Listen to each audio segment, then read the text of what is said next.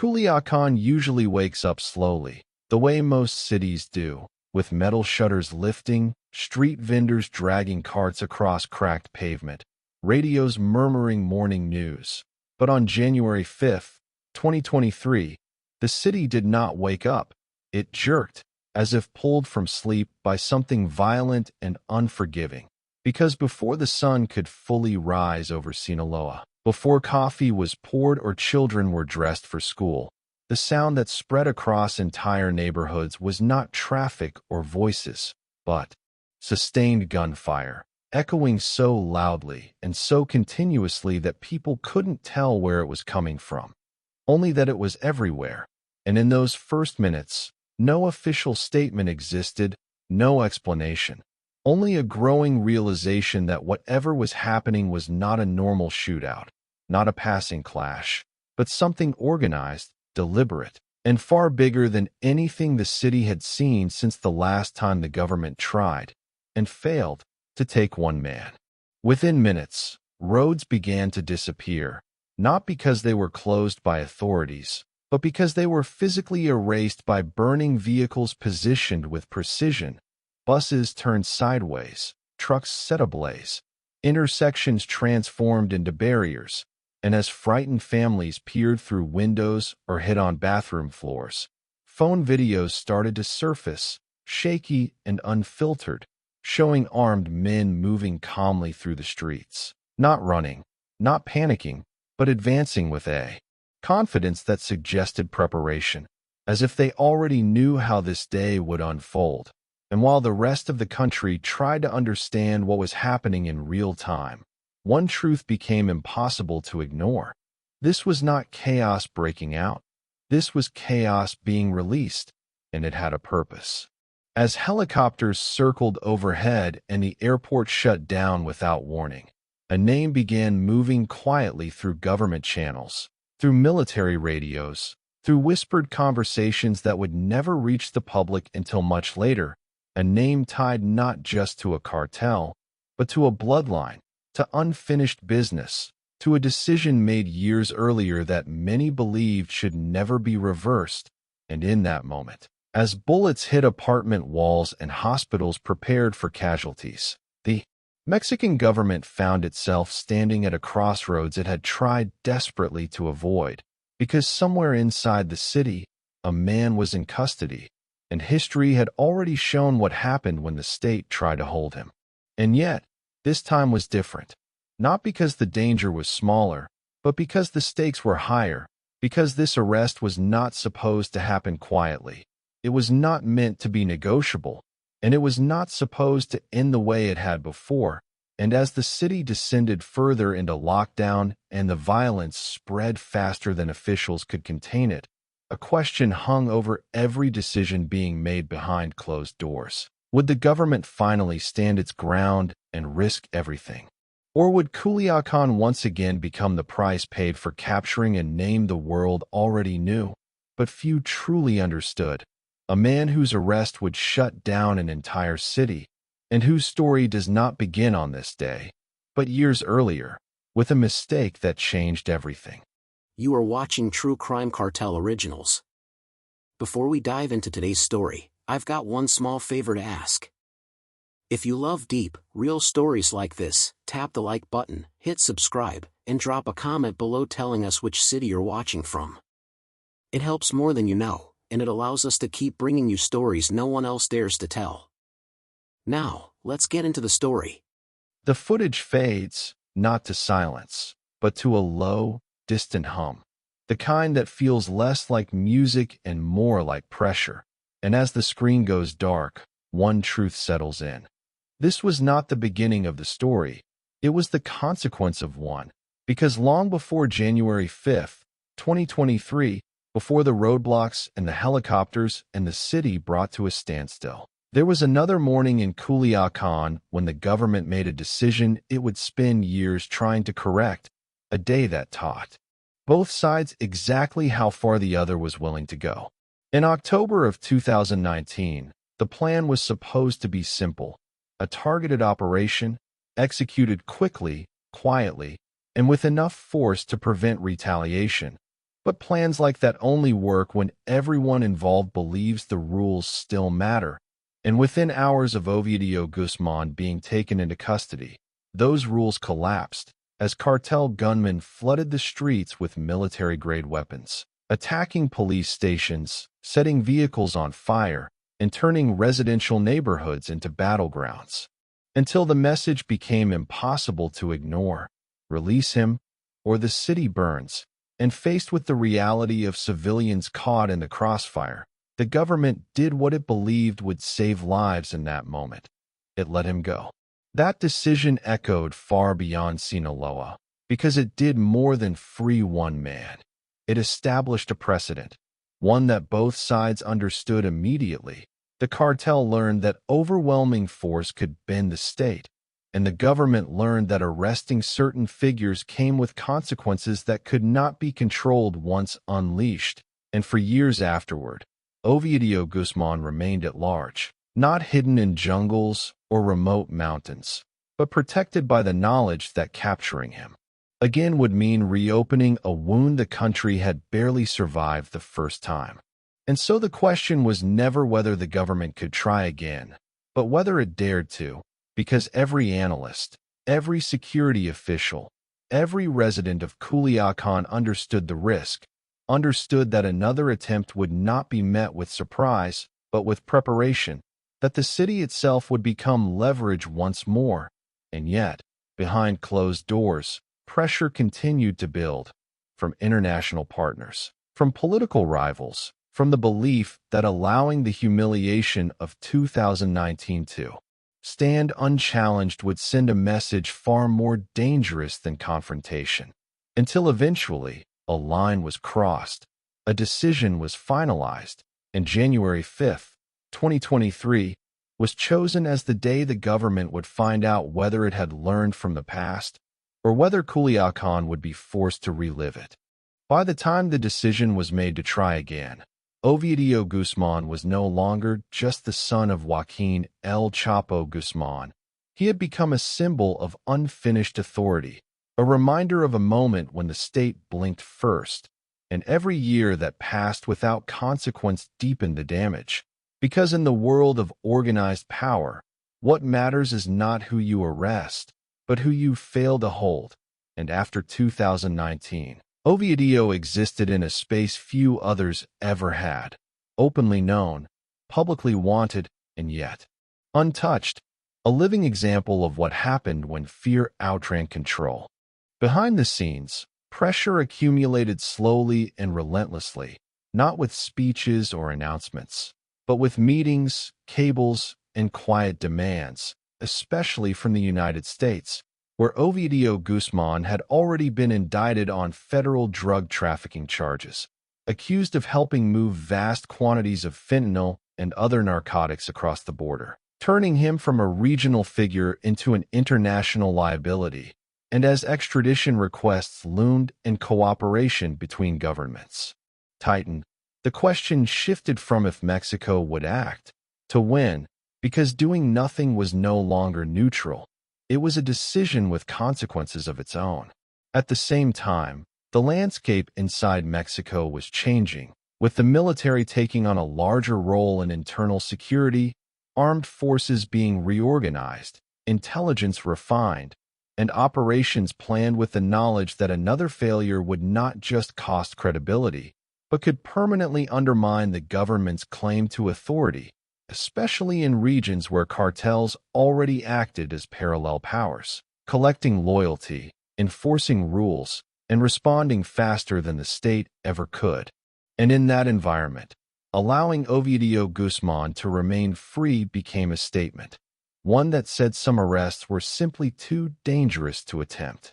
So when January 5th was chosen, it was not chosen lightly, and it was not chosen randomly.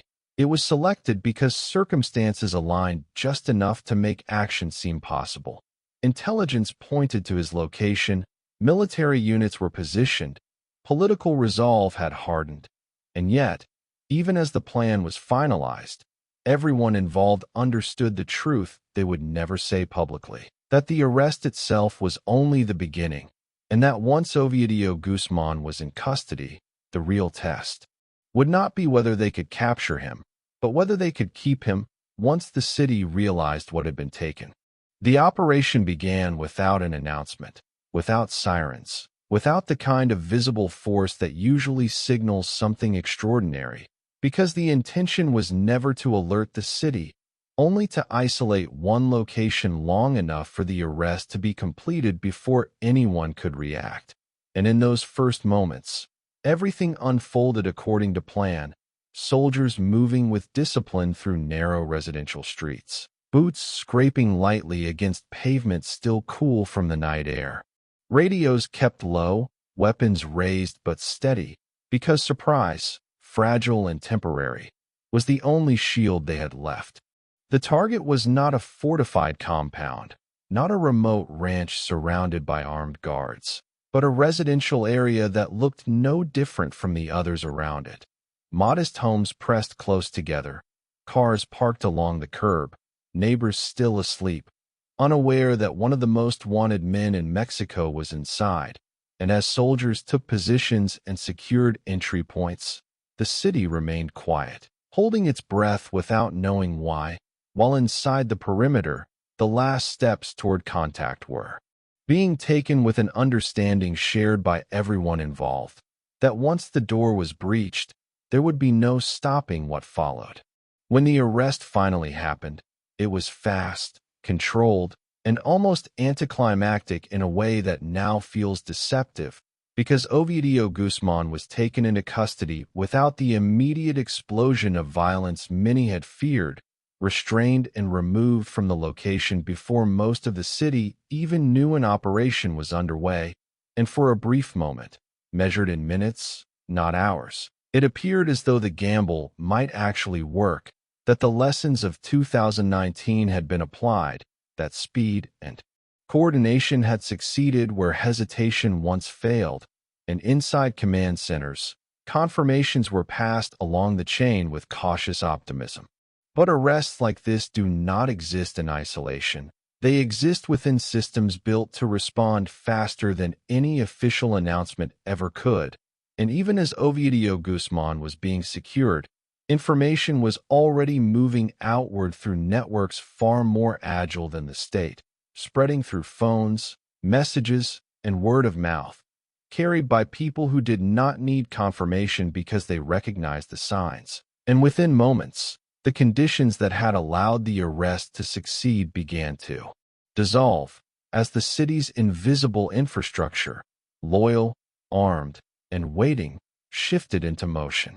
The first indications came not from gunfire, but from movement, vehicles accelerating through streets that had been calm just minutes earlier, men converging toward key intersections, radios switching frequencies, plans activating not in response to chaos, but in anticipation of it, because this scenario had been rehearsed, studied, and prepared for over years of watching how the government operated. And as the initial shock wore off, a far more dangerous phase began, one where the objective was no longer to stop the arrest, but to make keeping it impossible.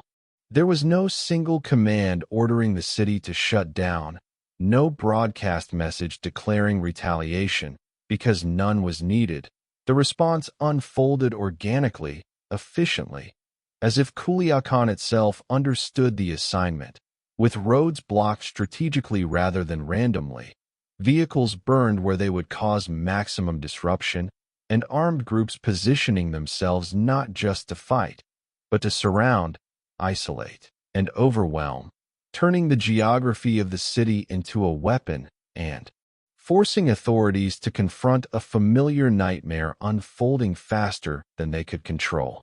As reports began flooding in, the scale of the situation became impossible to minimize, schools closing abruptly, public transportation halted mid-route, families trapped between barricades, and entire neighborhoods frozen in place as the lines between combatants and civilians blurred beyond recognition. Because unlike conventional conflict, this was not about territory alone, it was about leverage, about applying pressure where it hurt most, and making the cost of the arrest visible to everyone watching. Inside, military vehicles moving Ovidio Guzmán away from the initial location. Tension mounted with every kilometer, because the farther they traveled, the more exposed the operation became. The more opportunities emerged for ambush, disruption, or delay. And while security forces adapted routes and adjusted formations in real time, they did so under the knowledge that the city was no longer neutral terrain. It was actively resisting them, responding to each move faster than official channels could coordinate a response. Helicopters lifted off as a precaution, not as a show of force, but as an acknowledgement that ground control was slipping, that what had begun as a precision operation was rapidly transforming into something much larger, and as aerial footage later confirmed, the scope of the response was unlike anything seen in recent years, with simultaneous incidents unfolding across multiple parts of the city. Too coordinated to be spontaneous, too widespread to contain quickly, and too public to ignore. For civilians, the experience was disorienting and terrifying, because there was no warning, no evacuation order, no clear explanation of what was happening or why. Only the sudden realization that leaving home was dangerous, staying inside was uncertain, and that the rules governing safety had been suspended without notice, turning everyday decisions, whether to go to work, whether to pick up a child, whether to answer a phone, into potential risks. And yet, despite the escalating violence, despite the images spreading across social media and news networks in near real time, the government did not reverse course, did not issue the order that had defined 2019, because doing so now would confirm what many already believed, that the state could be coerced through force. And as the situation deteriorated further, the choice became stark and unforgiving. Either absorb the impact and see the operation through to the end, or surrender authority. In full view of the world, what made this moment different was not the violence itself, but the refusal to yield to it. Because even as the city burned and the risks multiplied, the decision was made to continue the extraction, to move Ovidio Guzmán out of Culiacán and beyond the reach of the networks mobilizing against his capture, a decision that would require precision under pressure, coordination across collapsing lines, and the acceptance that the consequences would not end once he was gone.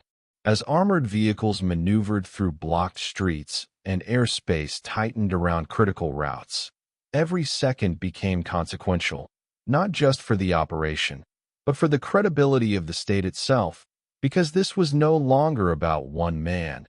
It was about whether the government could complete an action it had started, knowing full well the cost of doing so would be paid not only by those involved, but by a city that had been turned, once again, into a battlefield without its consent. And as the extraction continued, with Ovidio Guzmán still in custody and the situation far from stabilized, one truth became increasingly clear to everyone watching from inside Culiacán and beyond, that even if the arrest succeeded, the day would be remembered not for its outcome, but for the moment when an entire city was forced to stop, to hide, and to wait. While the balance between power and fear was tested in real time, with no guarantee of how or when it would finally break. By mid-morning, Culiacán no longer functioned as a city in any recognizable sense, because movement itself had become dangerous, unpredictable, and in many places impossible, as fires burned unchecked at key intersections, sending thick black smoke into the sky and blocking major routes not by accident, but by design, forcing vehicles to turn back, trapping commuters between barricades, and isolating entire neighborhoods from one another, while armed groups appeared openly in areas where they had once remained hidden, moving with purpose rather than panic, as if executing a plan that had been waiting patiently for the right signal to begin.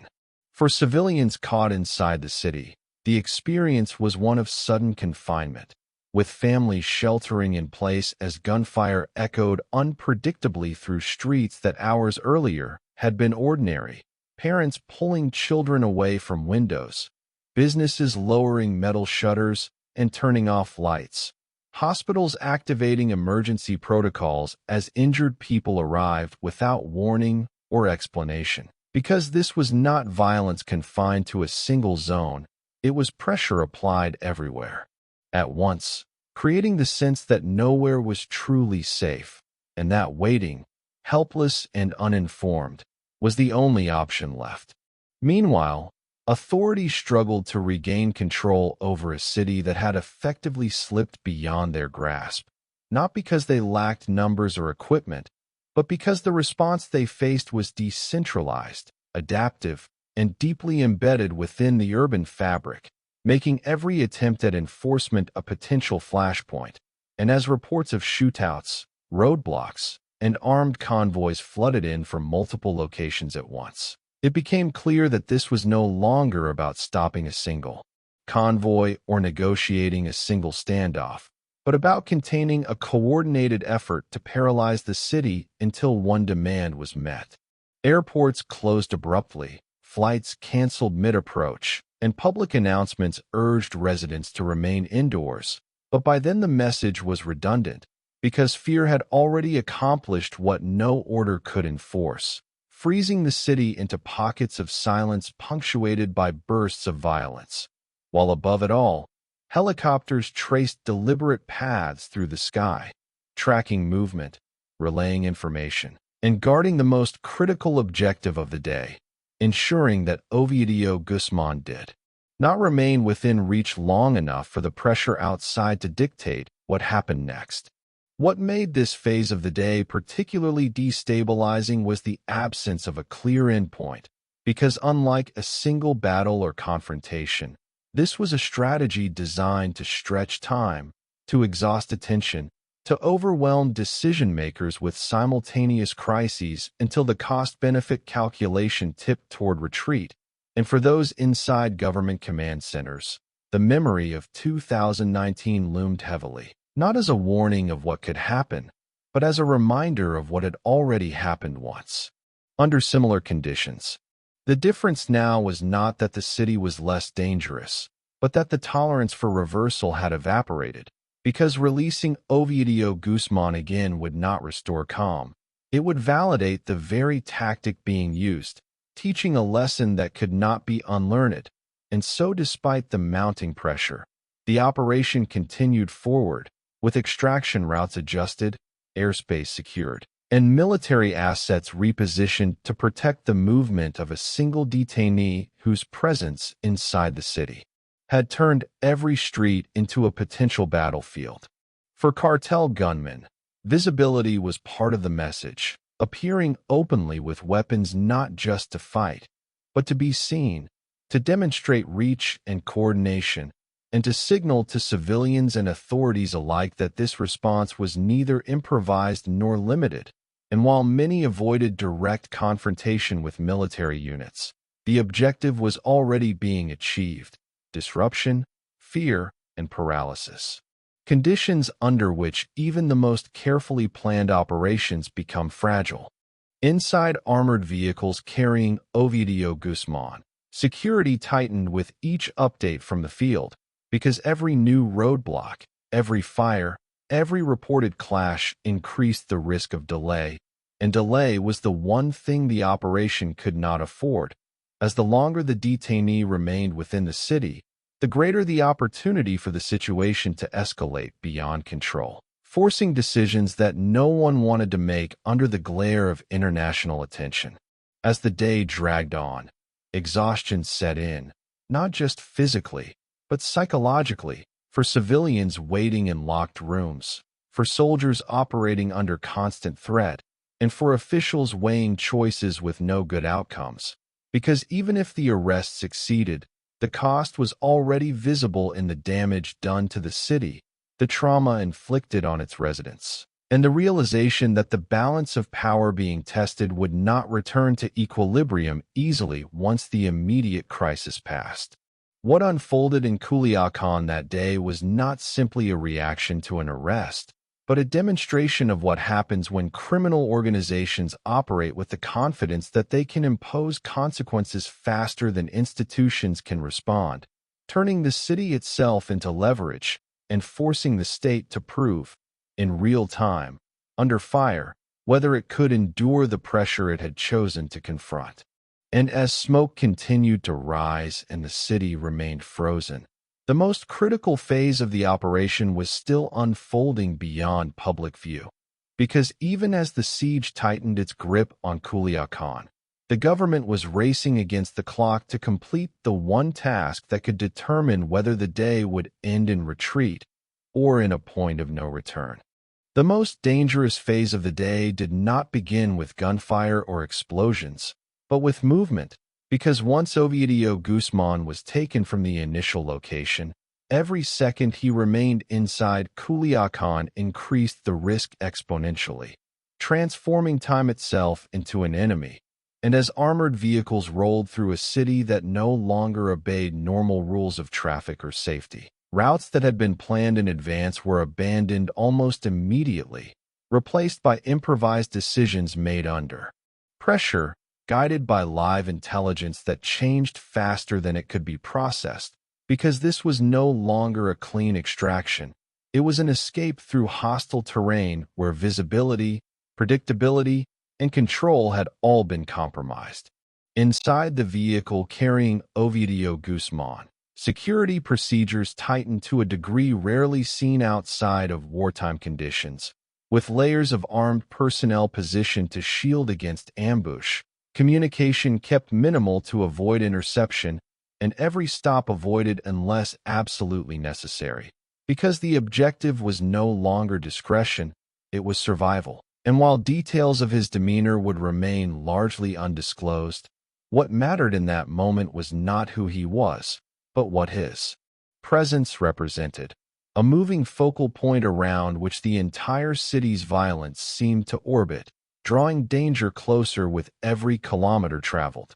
As the convoy advanced, reports of clashes and blockades continued to multiply across the city, not necessarily aimed directly at the extraction route, but designed to overwhelm response capacity and stretch resources thin, creating a fog of uncertainty in which even false reports could trigger delays, reroutes, or hesitation. And for commanders coordinating the operation, the challenge was no longer just avoiding confrontation, but distinguishing between real threats and deliberate distractions intended to slow progress until pressure could force a reversal. The decision to move the detainee out by air was not symbolic. It was practical, born from the understanding that ground extraction alone would not hold against a city actively resisting control. And as helicopters prepared for departure under heightened security, airspace was secured with urgency rather than ceremony, because any delay on the ground increased vulnerability, and every liftoff carried with it the risk of becoming a target, both physically and politically, in a moment where failure would not remain contained, but ripple outward across institutions already under strain. For those coordinating the extraction, the pressure was relentless, because this was the point at which retreat would have been easiest to justify, when civilian danger was undeniable and chaos widespread. But it was also the point at which retreat would have been most devastating, confirming that the events unfolding across Culiacán were not consequences, but tools effective enough to force the state's hand yet again. And so the order held: move forward, secure the detainee, do not reverse course. As the helicopter lifted away from the city, the immediate risk did not disappear. It merely changed form, because while altitude created distance from roadblocks and ambushes, it also made the operation visible, a moving symbol that the arrest had not been undone. And below, the city remained locked in disruption, with violence continuing not because the objective was still achievable, but because the message had already been sent, that resistance could be mobilized faster than stability restored. For civilians watching from rooftops, windows, or phone screens, the sight of helicopters overhead carried no reassurance. only confirmation that something extraordinary was happening beyond their control, that decisions affecting their safety were being made elsewhere, and that the day would not simply end once the aircraft disappeared into the distance, because the damage, physical, psychological, and political, had already been done. As Ovidio Guzmán was transported out of Culiacán and toward a more secure location, coordination continued at a national level, preparing for the next inevitable phase: detention, transfer, and the looming question of extradition. While inside the city, authorities worked to reassert control street by street, a process that would take hours, then days, long after the central objective had been achieved. What distinguished this extraction from the failed attempt years earlier was not the absence of violence, but the refusal to allow violence to dictate the outcome, a choice that came with consequences that could not be measured immediately, because while the arrest was now irreversible, the effects of that decision would continue unfolding long after the helicopters landed, long after the barricades were cleared, and long after the city resumed something resembling normal life. In the end, the extraction succeeded not because the city was pacified, but because the state absorbed the shock without yielding, crossing a threshold that could not be uncrossed. And as Ovidio Guzmán disappeared into the custody of federal authorities, the day moved toward its final phase, not resolution, but reckoning. As Culiacán counted the cost of becoming the battlefield where a long-delayed decision was finally enforced. When the helicopters finally disappeared from the sky and the sound of rotors faded into distance, Culiacán did not return to normal, because cities do not simply reset after being forced into submission. They absorb what happened and carry it quietly. And in the hours that followed, smoke still drifted above scorched intersections. Bullet casings littered streets that would soon reopen, and residents emerged cautiously from homes that had become shelters, stepping into a version of their city that felt familiar in shape but fundamentally altered in meaning. Official statements came quickly, measured in tone and carefully worded, emphasizing success, restraint, and the necessity of the operation. But for many residents, those words felt distant from the lived experience of the day, because while the arrest was complete, the fear had already been internalized, replayed in memories of gunfire echoing through neighborhoods, of frantic phone calls unanswered, of children asking questions adults could not easily explain, and in that gap between narrative and reality, trust did not automatically return. Nationally and internationally, the reaction unfolded along predictable lines, with government officials framing the arrest as a turning point, a demonstration that the state would no longer retreat under pressure, while analysts debated whether the cost had been worth the message sent, pointing to the scale of the disruption as evidence of both resolve and vulnerability. Because while Ovidio Guzmán was now in custody, the response to his arrest had exposed how quickly control could be challenged when violence was applied strategically rather than impulsively. For the people of Culiacán, the calculus was more personal, because they were not weighing policy or precedent. They were accounting for lost workdays, damaged homes, psychological scars, and the lingering uncertainty of whether this day represented an exception or a preview. And as schools reopened and traffic resumed, conversations returned again and again to the same question, not whether the arrest had been justified, but whether the city would ever stop being the terrain on which such decisions were tested. In the days that followed, the federal government worked to consolidate control, deploying additional forces, clearing remaining barricades, and attempting to restore a sense of order that had been temporarily dismantled, while behind the scenes, preparations accelerated for the next legal steps, including detention, formal charges, and eventual extradition proceedings, each one carrying its own implications, not just for Ovidio Guzmán, but for the broader relationship between Mexico and the United States, where his indictment on drug trafficking charges had long awaited enforcement. For supporters of a harder stance against organized crime, the arrest was hailed as overdue, a long-delayed correction of the failure in 2019, proof that the government had learned from humiliation and was willing to endure consequences rather than repeat them.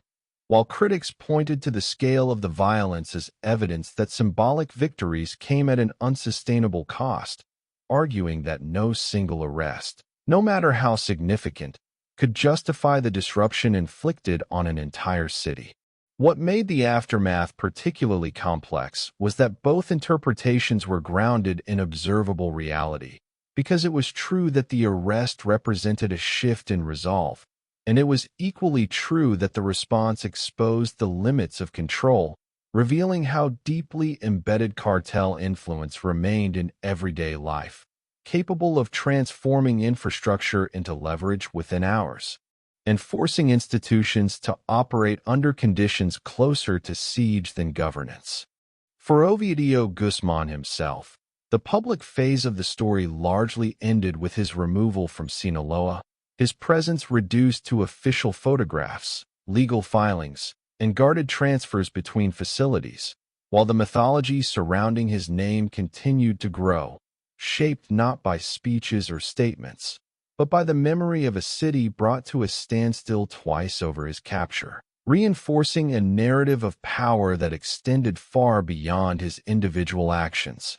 Inside Culiacán, the psychological impact lingered longer than the physical damage, because while burned vehicles could be cleared and buildings repaired, the knowledge that normal life could be interrupted so completely, so suddenly, altered how residents interpreted calm itself, turning quiet streets into reminders not of peace, but of how quickly it could be shattered, and for many, that awareness became part of daily calculation, influencing routines, expectations, and trust in assurances that stability had returned.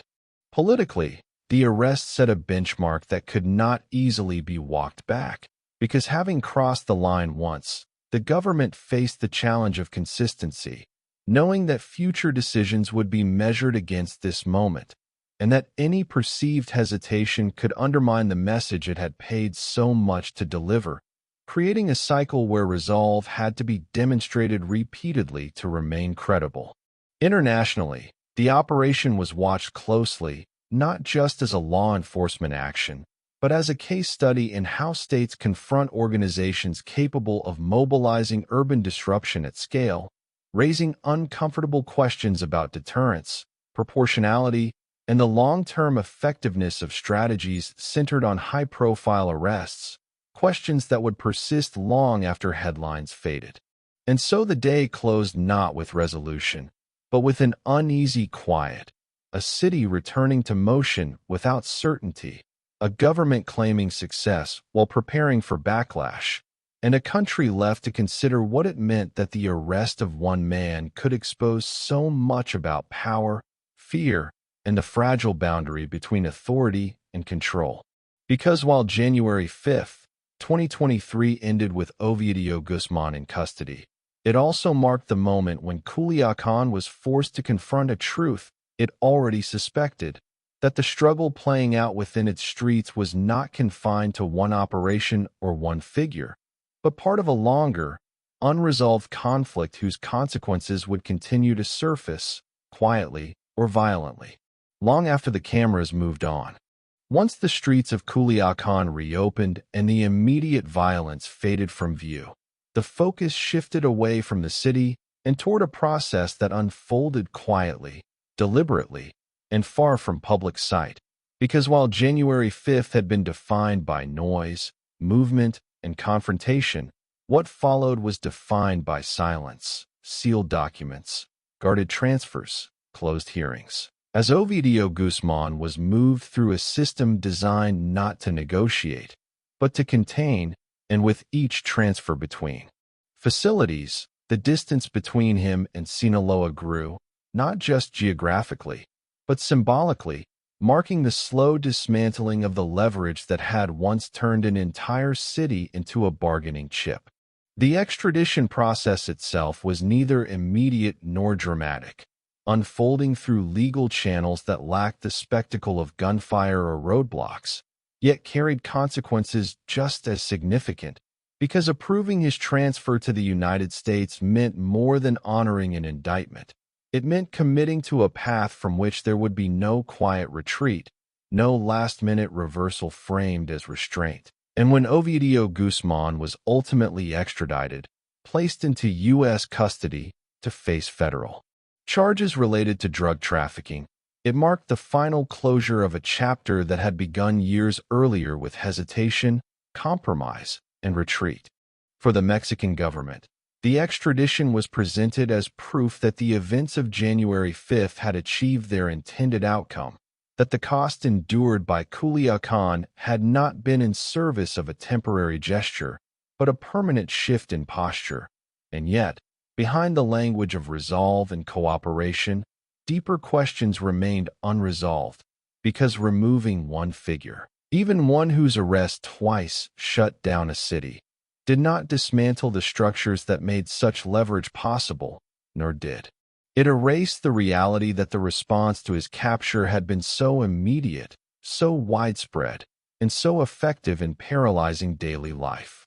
Inside Culiacán, the extradition was received not with celebration, but with a quieter form of acknowledgement, because for many residents, the outcome did not undo what had already been felt: the fear of being trapped indoors, the sound of gunfire echoing unpredictably, the understanding that ordinary routines could be suspended without warning, and while life resumed and streets filled again with traffic and commerce, the memory of how quickly everything had stopped lingered beneath the surface, shaping how calm itself was perceived. What January 5th ultimately left behind was not a clear victory or defeat, but a shift in perception, because the arrest and extradition of Ovidio Guzmán demonstrated that the state was willing to absorb disruption rather than retreat, while simultaneously revealing how vulnerable cities remained to coordinated pressure applied from within, and that contradiction became the lasting legacy of the day, proof of resolve intertwined with evidence of fragility.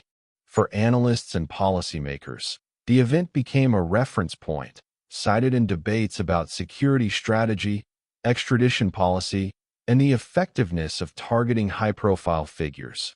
While for residents of Culiacán, it remained something far more personal, a day when normal life was suspended and replaced by uncertainty, not as a distant headline, but as an experience lived minute by minute behind closed doors.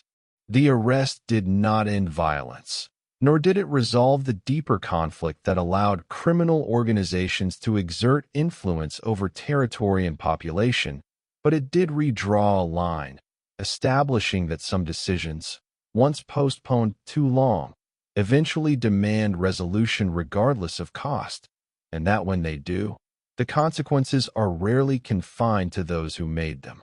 As time passed and attention shifted elsewhere, January 5th began to settle into history, referenced in timelines and reports, analyzed in hindsight, and gradually abstracted into data points and lessons learned. Yet for the city itself, it remained present in subtler ways, in altered routines, in heightened awareness, in the knowledge that calm could be temporary, and that the forces shaping daily life often operated beyond the visible reach of those most affected by them. And so the story of Ovidio Guzmán does not conclude with his extradition or his confinement within a distant prison, because the true subject of that day was never just one man, but the relationship between power and fear, authority and resistance, and the cost paid when those forces collide in places where civilians have no choice but to endure the outcome.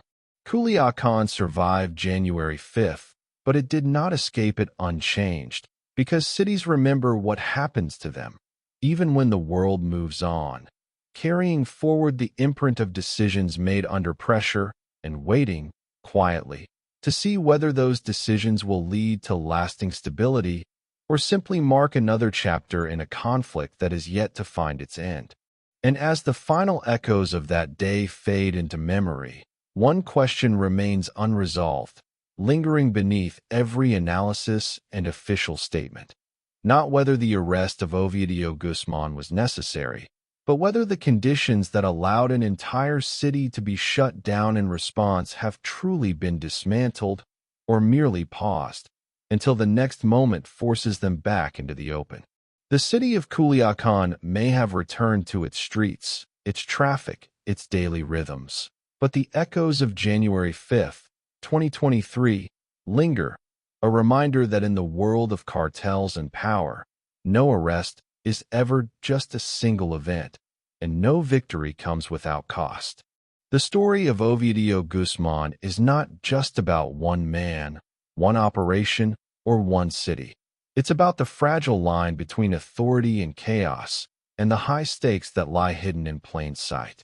If you felt the tension in this story, if you want to uncover more real-life accounts of cartel power, dangerous operations, and moments that shook entire cities, make sure you hit that subscribe button, turn on notifications, and join our community of viewers who dive deep into the truth behind the headlines. And before you go, comment below. What do you think Culiacán learned that day?